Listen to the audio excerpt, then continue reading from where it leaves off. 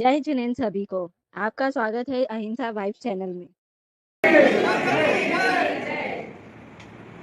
आप सभी लोगों के आज आगमन पर और निवेदन पर आप लोग जिस भविष्य की कल्पना कर रहे हैं वो भविष्य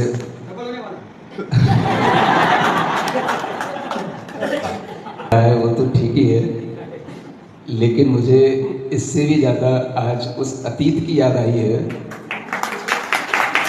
जो इंदौर में हमारा गुजरा है।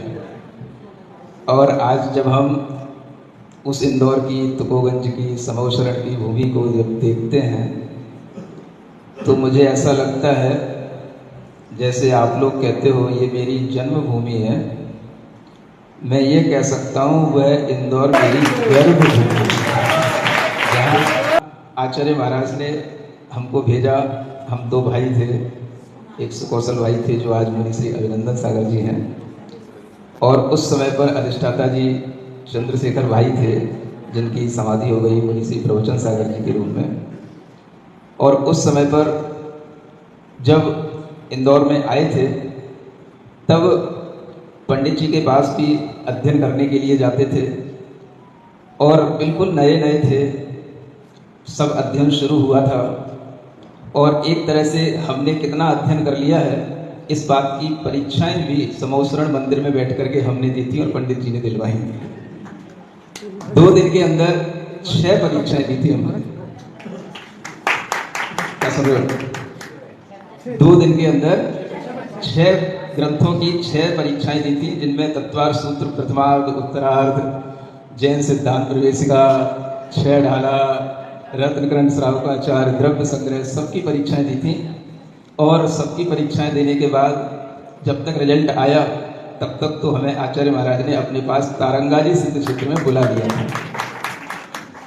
बाद में पता पड़ा कि पंडित जी ने बताया, बहनों ने बताया कि कुछ सर्टिफिकेट अभी भी पंडित जी के पास रखे हुए हैं और तत्वार्थ सूत्र में सबसे ज्यादा नंबर आए थे। ये बात भी उस समय पर लोगों ने मुझे बताई। ये सब बातें इसलिए आपसे कह रहा हूं कि आचार्य महाराज के पास तक पहुंचने का, और आचार्य महाराज को भी इंदौर का इतना ख्याल था कि उन्होंने हम 2 भाइयों को इंदौर में पहुंचाया।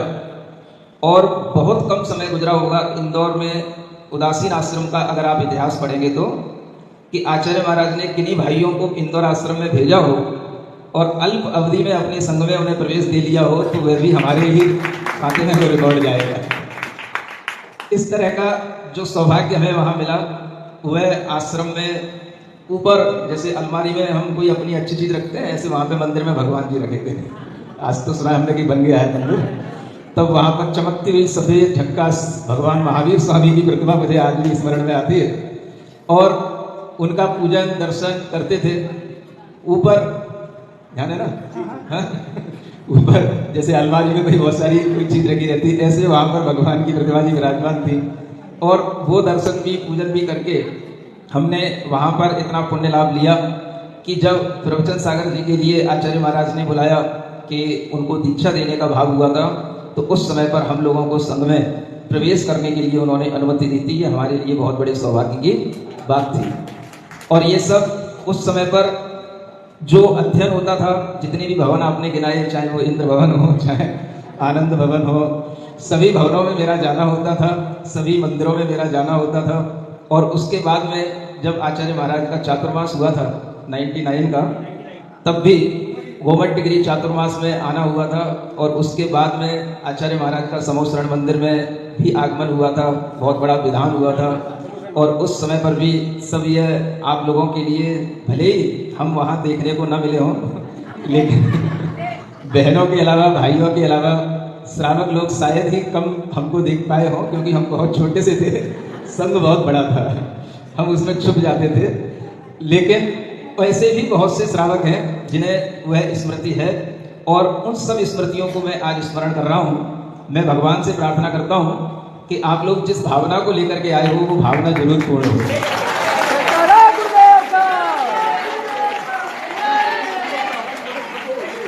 बहनों का आश्रम, भाइयों का आश्रम सब अपने लिए परिचित है। अभी श्रुत पंचमी आई नहीं है, आने वाली है। श्रुत पंचमी तक तो अभी कोई विचार करते नहीं, आचार्य महाराज भी नहीं करते थे। जब भी वो आदेश देते थे श्रुत पंचमी के बाद देते थे। हम भी इसी तरह से अभी सब जो भी निवेदन है, हम सब उन निवेदनों को अपने पास रखे हुए हैं और उन सब निवेदनों को ध्यान में रख करके आगे श्रुत पंचमी के बाद क्या होगा, थोड़ा सा हमारी डेट और एक्सटेंड हो जाती है। कई बार हम 21 तारीख तक बिल्कुल निश्चिंत रहते हैं और जब 21 तारीख हो जाती है उसके बाद सोचते हैं। तो ये सब भी थोड़ा सा अभी विचार है आप लोगों के लिए। ये तो जरूर मैंने सोचा है, भावना की है कि हे भगवान आपकी भावना जरूर पूरी हो। अब बताओ इससे अच्छी बात क्या होगी। हम भी आपके साथ हैं। आप कहते हो हम आपके साथ हैं, हम कहते हैं हम आपके साथ हैं। अब जब ये दोनों का साथ मिलेगा, दोनों की भावनाएं बलवती होंगी तो जरूर ये कार्य पूर्ण होगा। आप लोग उम्मीद बना करके रखिए। आप लोगों को लग रहा है आज ही महाराज हमें कुछ कह देंगे, तो थोड़ा सा अभी विचारणी है और भी थोड़ा सा विचार ऊपर तक भी चलेगा, ऊपर से भी कुछ थोड़ा सा बातचीत चलेगी। इस तरह से अभी थोड़ा सा विचार करते हुए आप लोग थोड़ा सा धैर्य बना करके रखें, आशाएं बना करके रखें, उम्मीद बना करके रखें और ये भावना रखें कि हमें अपनी भावनाओं के अनुरूप यह सौभाग्य कभी ना कभी अवश्य प्राप्त हो। जैन समाज, संत संघ और धर्म जगत की हर महत्वपूर्ण खबर सबसे पहले पाने के लिए चैनल को सब्सक्राइब करें और बेल आइकन को अवश्य दबाएं। हम लाते रहेंगे आपके लिए सत्य, श्रद्धा और संस्कार से जुड़ी हर विशेष जानकारी। जय जिनेंद्र।